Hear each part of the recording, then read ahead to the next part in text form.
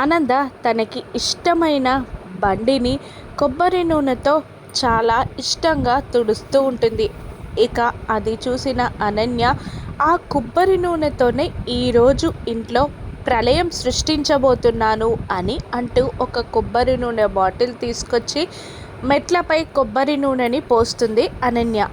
ఆనంద భైరవి గొంతులో అమ్మా ప్రీతి అని గట్టిగా అరుస్తుంది అనన్య.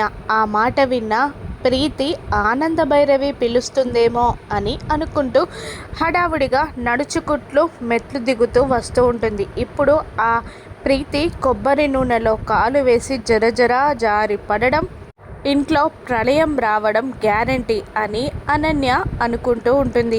అప్పుడే హడావిడిగా వస్తున్న ప్రీతి కొబ్బరి నూనెలో అనన్య అనుకున్నట్టే కాలు వేస్తుంది. జారి కింద పడిపోబోతుంది.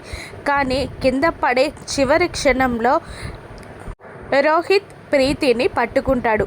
పడకుండా కాపాడి నిలబెడతాడు రోహిత్ ప్రీతిని. ఏమైందమ్మా అంటూ అందరూ చుట్టూ చేరతారు.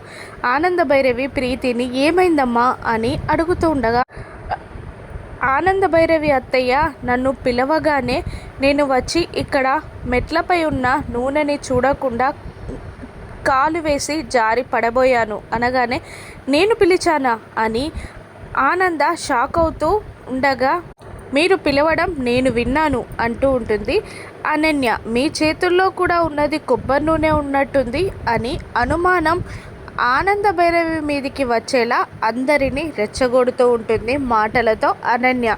అందరూ ఆనంద చేతుల్లో ఉన్న కొబ్బరి నూనెని అనుమానంగా చూస్తూ ఉంటారు.